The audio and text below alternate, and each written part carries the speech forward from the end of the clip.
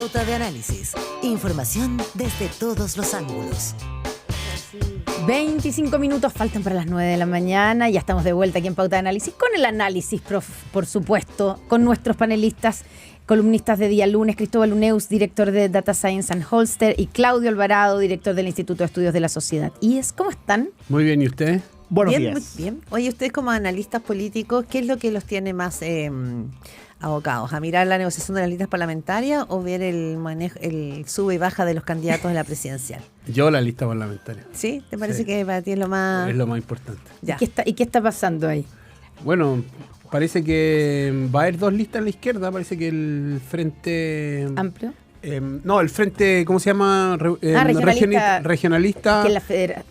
Va, Sí, el de Mulet. el de Federación Mulet parece que va... Verde Social. El riesgo aumentó de que vaya una lista aparte. Está bien, va a sacar pocos votos, pero esos votos pueden hacer una diferencia en quién salga en algunos distritos. Partido Republicano inscribió su pacto con... Es buen negociador, Muleta, no hay nada que decir. No, y además sumó a Sharp, ¿no es cierto? Está sumando Sí, algunos... buen negociador. Sí, sí, él tiene oficio.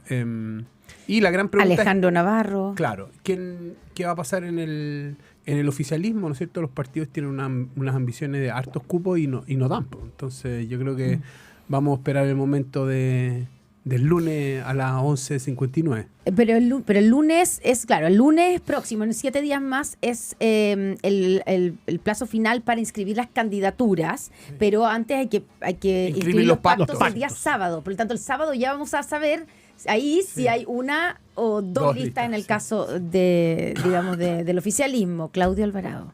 Oye, en todo caso, es Federación Regionalista Verde Social. Eso. Que uno Siempre me tiende a confundo. decir frente, yo también. Es que es muy largo el nombre. Y te corrigen y les da como una federación, ya, para corregirlo. Claudio. Bueno, efectivamente, como dice Cristóbal, una de las interrogantes de lo que ocurra esta semana tiene que ver con si el oficialismo va a finalmente lograr tener una sola lista parlamentaria.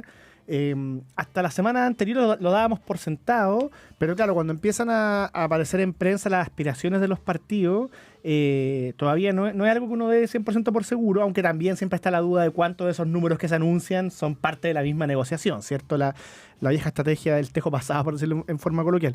Y en el caso de la oposición todavía quedan algunas dudas por resolver.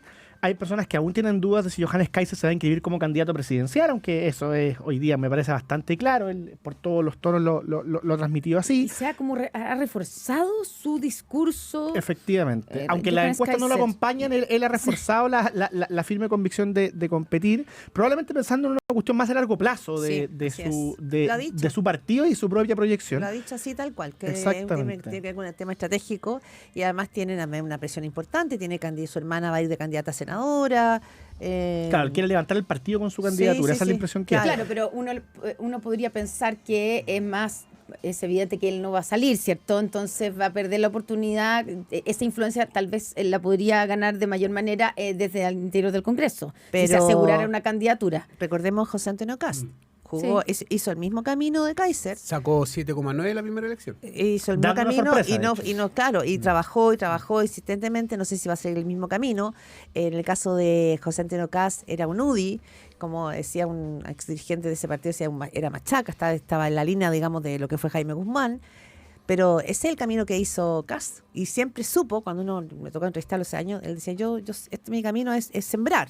Uh-huh. Si el señor Kaiser quiere sembrar, a lo mejor va a seguir la misma ruta. Y con una dificultad adicional, si es que no nos tomamos en serio esa eventualidad, digamos, que Kaiser está pensando en ese horizonte, y es que cuando nace José Antonio Kast, no había ningún referente político instalado a la derecha de lo que hoy día es Chile Vamos. En cambio, hoy día Kaiser tiene que competir con parte de sus aliados, porque Republicano existe y está instalado. Bueno, solo para cerrar, ¿qué más hay que mirar esta semana? Yo creo que lo otro que hay que estar atento, pensando en la situación actual de la centro-derecha y Evelyn Matei, es cómo queda configurado definitivamente el pacto de Chile Vamos. Si es finalmente o no con demócratas, qué pasa con Amarillo, cómo se da el apoyo de Jimena Rincón a esa candidatura. Son cuestiones que probablemente no van a mover mucho la aguja en las encuestas, pero dado que la candidatura de Evelyn Matei ha tenido semanas complejas, mirando los últimos 2 o 3 meses, más allá de que esta semana haya subido en CADEM, a ella cualquier cosa positiva la va firmando, y al revés. Si es que a última hora, por ejemplo, se cayera el pacto Chile Vamos demócrata, obviamente que también se resentiría eso. Claro, y uno se pregunta ¿por qué es tan importante que haya un pacto, por ejemplo, con amarillos y con demócratas, y que ha costado porque todavía no, o sea, ha costado más de lo que uno se podría imaginar pensando. Sí, es verdad que haya costado.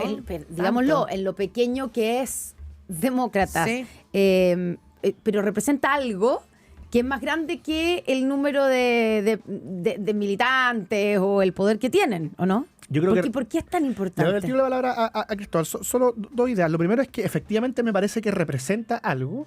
No sabemos cuál va a ser su peso electoral definitivo, pero hay algo así como un mundo que estaba en la centroizquierda y hoy día no lo está, que tiene pocos exponentes a nivel parlamentario y ellos están fundamentalmente en demócrata.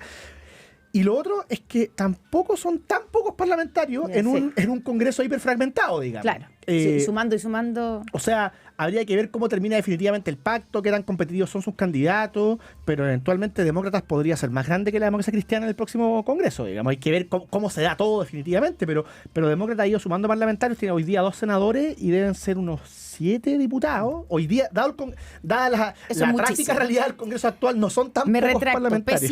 Pésimo mi punto de partida, si son tan chicos, son tan chicos. Se parece a Evópolis. Entonces, claro. ahí yo creo que ellos, la dificultad está en cuadrar el círculo, ¿no es cierto? Entre los dos partidos grandes, la UDI y Renovación Nacional, y los dos partidos más chicos, y esa negociación no ha sido fácil. Además, porque yo creo que hay restricciones geográficas. Yo quiero ir acá y tú quieres ir allá, pero yo creo que van a llegar a un acuerdo y el lunes y el viernes vamos a ver, o el sábado vamos a ver que tienen un pacto juntos.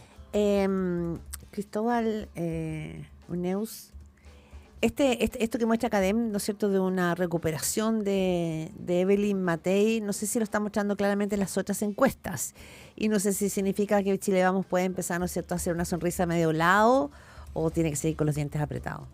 Yo creo que yo creo que puede empezar a soltar los dientes cuando llegue a 20. Le falta todavía. Le falta. Sí, le falta. Pero 16 a 20, si aquí avanzó 5 puntos en esta encuesta. Ojo que el panel ciudadano el sábado la mostraba estancada. Sí. Entonces. Y CADEM era la única que la mostró en cuarto lugar después de París. Claro, entonces yo creo que hay que mirarlo con una perspectiva más de un par de semanas más, ¿no es cierto? Y por lo tanto, yo creo que tiene que llegar a 20. Pero ahora, ojo. Ella subió 5 puntos y cayó Janet Jara 5 puntos. Sí. Entonces, ese crecimiento también tiene un límite. ¿Qué significa? Porque no puede quitarle 5 puntos más, porque entonces la derecha va a tener ¿Tú crees que los 5 que pierde que son de Jara se fueron a Evelyn Matei?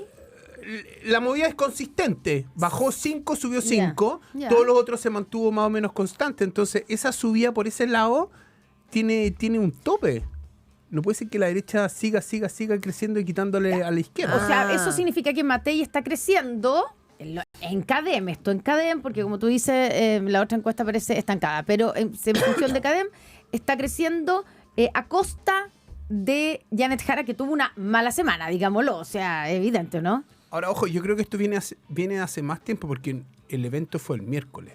No creo que haya caído 5 puntos entre el miércoles y ahora la gente... El evento de la nacionalización del cobre. Pero es que entonces, venía por antes, eso, esto venía acuérdate de que antes. Luis Eduardo Escobar el domingo pasado en una entrevista dijo que Janet Jara le había dicho que era socialdemócrata, que ya no creía en esto y en lo otro. La discusión como de quién es Janet Jara, en qué cree Janet Jara, nos está contando la firme o lo que le conviene contarnos un poco. Esa discusión viene desde antes del miércoles. El miércoles fue como el pic por esto de la nacionalización del cobre y que ella dijo que esto no existía en su programa. Jamás había hablado de eso, pero estaba en el programa. Eso. Exacto. Entonces, pero venía un poquito desde antes, ¿o no? Sí. ¿Puede ser, Claudio Alvarado, que Jara esté bajando en favor de Matei? Por supuesto que considerando los parámetros, los criterios tradicionales del análisis político, cuesta imaginarlo, pero hay un escenario, o al menos para ciertos públicos, en los cuales esto se vuelve más plausible. Y es que haya un mundo que históricamente votó por la centroizquierda, ahora más flexible, y que hoy día, ante la falta de candidatura de ese mundo, termina optando por Evelyn Matei. Pero si eso es así, yo coincido con Cristóbal en que eso igual tiene un techo. O sea, el escenario en el cual Evelyn Matei le sigue quitando puntos a Jara, si es que esto fuera lineal, me parece que no le bastaría a Evelyn Matei para alcanzar a Janet Jara. Para alcanzar a Janet Jara tiene que quitarle más votos, más adhesión a José Antonio Kast, a Johannes Kaiser, a los que no saben, no responden. Pero digámoslo grosso modo, a mí me parece que lo que pasa con CADEM es simplemente que Evelyn Matei crece, lo cual siempre es una buena noticia cuando tú has tenido semanas complicadas, pero crece a un punto que la pone al nivel de las otras encuestas. O sea, en el fondo, Evelyn Matei en CADEM, después de este domingo, queda tal como lo que muestra Panel Ciudadano y tal como lo que ha mostrado Criteria, en un tercer lugar, escapada de los que vienen más abajo y todavía lejos de Jara y Kast. Y probablemente la incorporación de Sutil y Coloma tiene que ver con la idea de que la campaña necesita un remesón importante para poder volver a acercarse a los primeros lugares. Es que ahí tengo una duda, porque a nosotros nos encantan las sube, baja, la encuesta, el dato, y yo creo que la ciudadanía no está preocupada de esto. Y que la verdad es que si uno quiere ver por qué sube uno o por qué baja otro, probablemente vamos a tener que ir a ver a los contenidos, al posicionamiento de los candidatos, ni siquiera lo que representan, sino aquello que como que expelen, aquello que, ¿no es cierto?, como esa seducción que puede tener un candidato u otro. Sabemos muy bien lo que está generando José Antonio Kast en ese sentido, con la ciudadanía, hablándole, ¿no es cierto?, de los temas de seguridad, apelando a esa racionalidad y a esa emocionalidad del miedo, pero no sabemos. Entonces yo creo que quizás a veces es más importante ver el posicionamiento, aquello que los candidatos están entregando. Janet Jara estaba con un encanto, y a lo mejor lo que le pasó la semana pasada es que ese encanto a lo mejor ya no es tan fuerte, o Evelyn Matei lo que le está pasando es que venía como errática y ahora va a tener que mostrarse, no sé, como que me gustaría más poner el foco ahí, ¿no? Como en lo que en lo que tienen que conectar los candidatos. Y yo estoy de acuerdo contigo en el sentido de que no se ha visto un quiebre, un punto de inflexión en la candidatura Matei en términos de las emociones y el relato como más cualitativo, claro, ¿no es cierto?, emocional. Y solo la irrupción, digamos, el nombramiento de estos personajes, que uno dice cuánto pueden cambiar el escenario. Y a la señora Juanita como que les da... Juan Sutil, dices tú que no le importa a la señora Juanita. No, además no entiende las consecuencias. Puede ser que las vea después, ¿no es cierto?, con una candidata más ordenada, más emocional. Y claramente a la candidata Jara se le ha enredado el discurso y después de la primaria, ¿no es cierto?, subió harto, pero ahora se ha mantenido de alguna manera estancado, ¿no es cierto? Y yo creo que esas dos candidaturas enfrentan un escenario donde van a tener que ir a jugar un poquito más, arriesgar un poquito más, para consolidar su posición. Matei más porque quiere llegar a segunda vuelta, ¿no es cierto? Y Jara de alguna manera evitando que se le desangre por falta de orientación. Sí. Sobre lo que decía Claudia, yo diría dos cosas. Lo primero es que obviamente el efecto de estas incorporaciones es indirecto. De hecho, el peor error que podría cometer el comando de Evelyn Matei es creer que porque incorporó a estas dos personas, eso explica los 5 puntos de CADEM. Pero ese efecto indirecto, o sea, que la incorporación de Sutil y especialmente Coloma tenga en el mediano plazo algún tipo de consecuencia en el diseño y el orden de la campaña, y que eso le permita transmitir un mensaje más claro a la candidata, encarnar algo que cautive más a la ciudadanía, yo no lo descartaría, porque una de las cosas que tenía esa candidatura, esa campaña hasta ahora, era un desorden total, digamos. Efectivamente está errática, como decía Claudia, y si la incorporación de estos personajes ayuda a que tenga un mejor posicionamiento, eso indirectamente podría repercutir.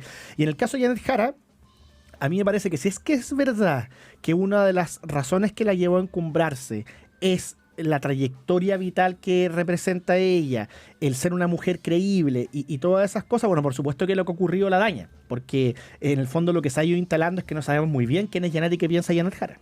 Yo creo que hay que mirar con ojo lo que va a pasar el fin de semana por las parlamentarias, porque si efectivamente, como dice Claudio, el pacto con Demócrata Amarillo se concreta, ella va a poder decir: yo doy escenarios de gobernabilidad porque puedo poner de acuerdo a gente que opina de manera distinta.